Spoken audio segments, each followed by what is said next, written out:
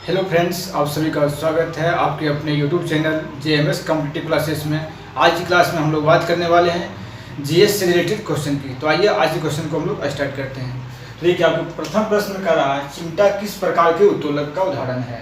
तो देखिए, चिमटा जो है किस प्रकार के उत्तोलक का उदाहरण है, इसका क्या करना है, आपको जवाब देना है। तो देखिए, सबसे पहले हम लोग जानेंगे कि उत्तोलक क्या होता है। उत्तोलक एक प्रकार का मशीन होता है जो किसी भी काम को क्या करता है, वो आसान तरीका से कर देते हैं। और उत्तोलक जो आपको कितने प्रकार के होते हैं, उत्तोलक जो होता है आपको 3 प्रकार के होते हैं। वो कौन कौन सा होता है? प्रथम श्रेणी उत्तोलक, द्वितीय श्रेणी उत्तोलक होता है और एक आपको होता है तृतीय श्रेणी के उत्तोलक होते हैं। तो उसी बताना है कि आपको चिमटा किस प्रकार के उत्तोलक होता है।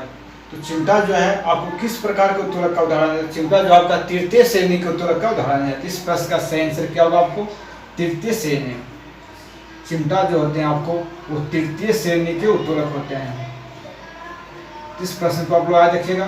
चिमटा जो है किस प्रकार के, किस श्रेणी के जो है उदाहरण है। तो चिमटा जो है आपको तृतीय श्रेणी उत्तोलक का क्या है, आपका एग्जाम्पल होते हैं। तो आइए नेक्स्ट प्रश्न आपको कराने, उत्तोलक किस सिद्धांत पर कार्य करता है। उत्तोलक जो है आपको आर्किमिडीज के सिद्धांत पर कार्य करते हैं। इस प्रश्न का सही आंसर क्या आपको होगा? इस प्रश्न का सही आंसर होगा आपको आर्किमिडीज। उत्तोलक जो है आपको आर्किमिडीज के सिद्धांत पर कार्य करता है।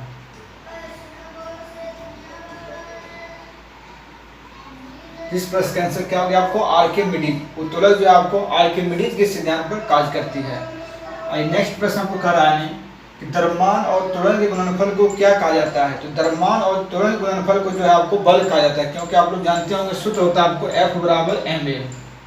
तो देखिए, इसमें क्या है, आपको द्रव्यमान और त्वरण, द्रव्यमान और त्वरण गुणनफल को क्या कहते हैं? हम लोग F कहते हैं। F मतलब क्या होता है? आपको बल होता है। इस प्रकार से इस प्रश्न का आंसर क्या होगा? आपको द्रव्यमान और त्वरण गुणनफल को क्या कहा जाता है? तो उसको हम लोग बल कहते हैं। यहाँ मेरा आंसर क्या है? आपका बल।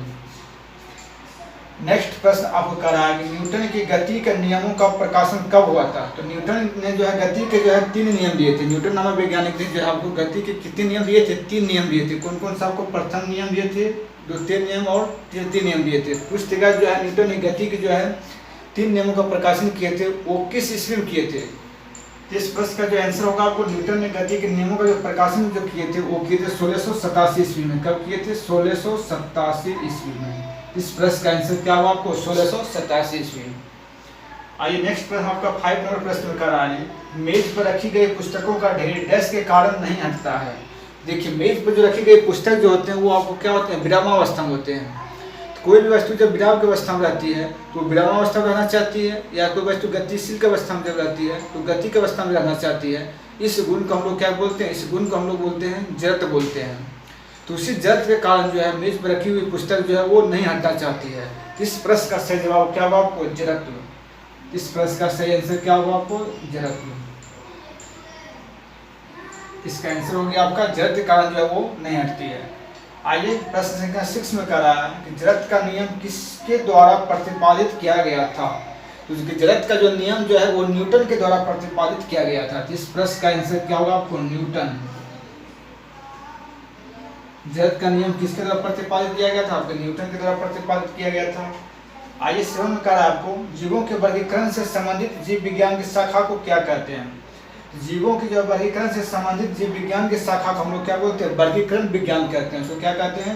वर्गीकरण विज्ञान कहते हैं। इस प्रश्न का आंसर क्या होगा? आपको वर्गीकरण विज्ञान। आइए नेक्स्ट प्रश्न आपका करा है कि पादप विज्ञान यानी फोटोलॉजी में किसका अध्ययन किया जाता है। तो देखिए, जब पादप विज्ञान यानी फोटोलॉजी में जो है आपके पेड़ पौधे के जो है क्या किया जाता है? उसमें अध्ययन किया जाता है। इस प्रश्न का आंसर क्या होगा? आपको होगा नहीं, तो पौधा होगा। क्या होगा? आपका पौधा। पादप विज्ञान में जो है यानी फोटोलॉजी में किस का अध्ययन किया जाता है? तो आपका पौधे के बारे में अध्ययन किया जाता है। आइए नेक्स्ट प्रश्न कहता है जीवाणु विज्ञान का जनक किसे कहते हैं। देखिए, जीवाणु विज्ञान का जनक किसे कहा जाता है? तो जीवाणु विज्ञान का जनक जो है आपको ल्यूवेनहॉक को कहा जाता है। इस प्रश्न का सही आंसर क्या होगा? इस प्रश्न का जो आपका आंसर होगा वो ल्यूवेनहॉक। क्या होगा? ल्यूवेनहॉक। जीवाणु विज्ञान का जनक किसे कहा जाता है? तो जीवाणु विज्ञान का जनक जो है आपको ल्यूवेनहॉक को कहा जाता है। आइए नेक्स्ट प्रश्न आपका प्रश्न संख्या 10 में कर रहा है, कैरोलस लिनियस ने जीवों की द्विनाम पद्धति को कब प्रचलित किया था। कैरोलस लिनियस ने जो है जीवों के जो है द्विनाम पद्धति को जो प्रश्न कब किया था, ये तो 1753 ईस्वी किया था। इस प्रश्न का आंसर क्या आपको होगा? 1753 ईस्वी। तो कैरोलस लिनियस ने जीवों के जो है द्विनाम पद्धति का जो है प्रचलित कब किया था? ये 1753 ईस्वी में किए थे। आई नेक्स्ट प्रश्न आपको लास्ट का प्रश्न कर रहा है, जीव विज्ञान का जनक किसे कहा जाता है? तो जीव विज्ञान का जनक जो है आपको महान दार्शनिक अरस्तु को कहा जाता है। इस प्रश्न का आंसर क्या होगा आपको? अरस्तु। तो जीव विज्ञान का जनक किसे कहा जाता है? तो जीव विज्ञान का जनक जो आपको अरस्तु को कहा जाता है। तो चलिए, आप इतना सारे प्रश्न को आप आसानी से समझ गए हैं। तो आइए फिर हम लोग इससे मिलते हैं नेक्स्ट वीडियो में।